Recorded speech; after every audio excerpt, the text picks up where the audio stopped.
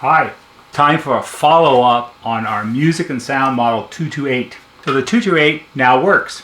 We can turn it on. It's just like new to the next man. That's right. What you don't do. Clock works down here.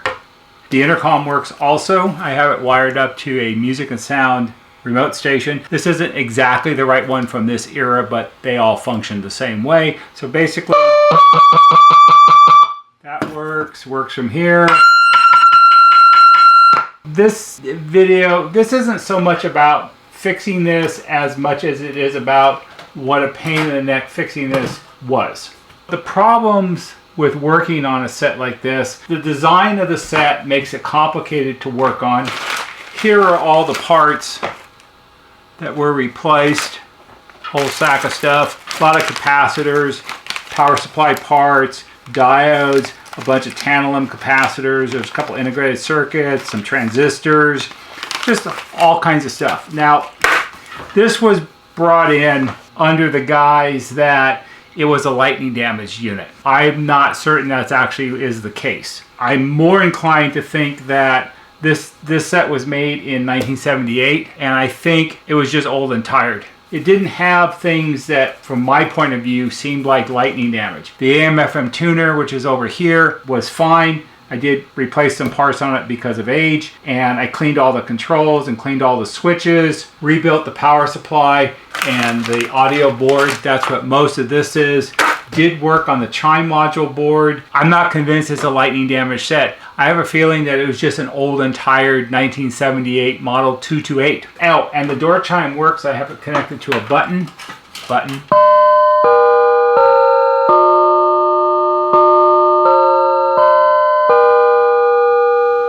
And I believe that is what it's supposed to sound like. Music and sound chime modules, even the very last ones that they made just a year ago, have this sort of vibrato resonance kind of thing designed into them to make it sound more musical, I guess. The chime module is very interesting because it's all discrete components, and it seems as if the design circles around this one integrated circuit that was originally designed to be put in home organs, like organs that you play. I think that's where it gets that sort of vibrato tone from, or something like that. I haven't looked a lot into that because it wasn't really necessary to repair it, but that's what I think it is. The thing that made this repair more challenging than average was that, one, somebody else had worked on it before it came here. When that happens, a lot of the clues as to what's wrong with it and those sort of things, the things that I would normally look for, are now gone because someone else has taken it apart, changed out parts, and done all those sort of things. The other thing is, let me turn this off, because we don't want to blow it up by accident now that it's ready to go back.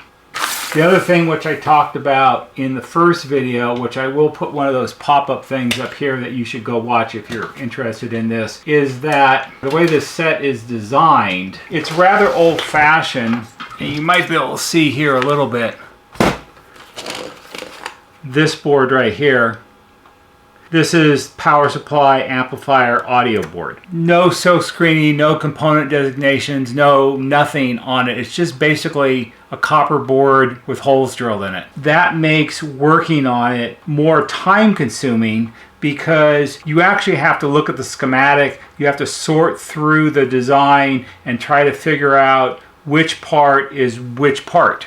Because, for instance, like there's two transistors here, there's another one here, there's one right here, there's this integrated circuit. The integrated circuit is a little op amp. It works sort of like a preamp. That's easy because that's the only one on the board. But as an example, right here, you got these two heat sinks with, these are the output transistors. The other person that worked on this had replaced those, and he had them in, one's a PNP and the other one's an NPN. He had them in backwards. And that's an easy thing to do because they're not labeled on the board as to what part numbers those are. So what you have to do is you have to look at the schematic and see, this goes back to somebody else has worked on it before. If it came in as it was built, broken or not, the parts are all in the right places. So if you have to replace these, you can tell based on the component number which is which type and which one's go back where. But when someone else has taken it apart and replaced them and now they're in backwards, it's a lot of effort to sit down with a schematic and sort of, it's almost like reverse engineering. You have to draw it out, you have to figure out what goes where,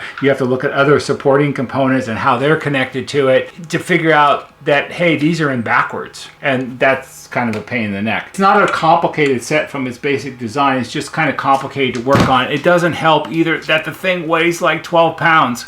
You know, you have to take it out of the metal faceplate to work on it, and then things flop around a little bit, and you have to sort of take the sheet metal parts apart here and sort of spread it open. And the other thing, which you can't really see here a lot, I don't really see a good example. This is sort of the backwards example of what I'm going to try to explain. Like these two wires, these brown wires with the plug on the end, these are the ones that plug into the low voltage transformer. So you got the two brown wires, they travel over here, and they're soldered onto the power supply board here.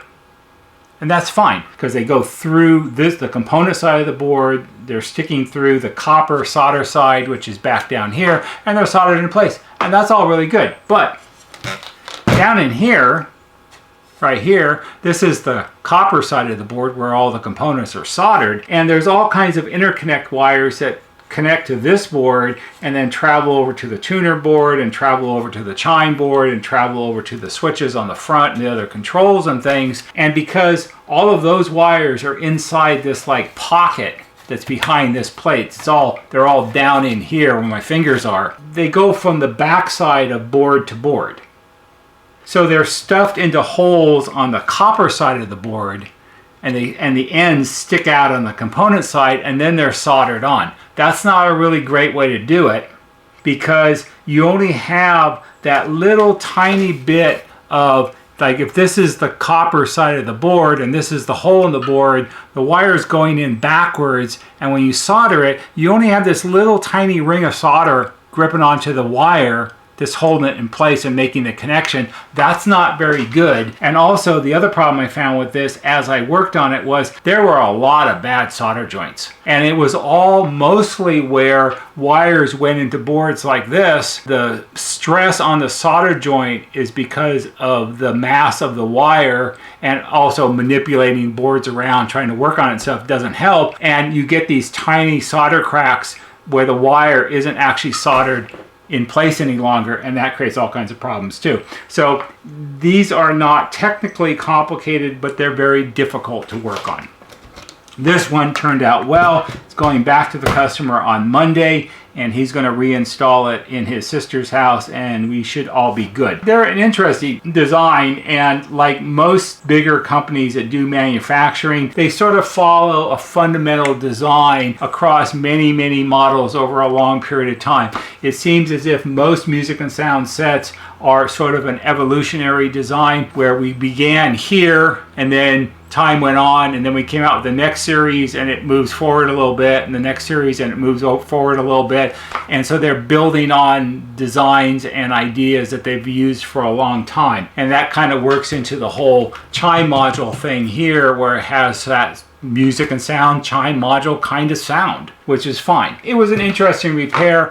Not a lot of new information, I don't think, in this video exactly, but it is fixed. It does work. Seems to work reasonably well. I don't have a lot of first-hand experience with models this old, or the most that you can expect is it should sound like a radio of its period. It's not a super high fidelity unit or anything like that, but it has a nice pleasant sound, and it seems to tune well, and the intercom is very simple and all those sort of things. So I think we're good. Hope you found this interesting, and maybe for someone it will be helpful. If it is, give it a thumbs up on YouTube because that helps us just a little bit. There'll be a banner right here that shows you how to subscribe. Go to our YouTube homepage, click on the bell, and when you click on the bell, click on it to receive all notifications. And every time we post a new video, you'll get a notification and you can watch it. That's all for today. See you on the next video.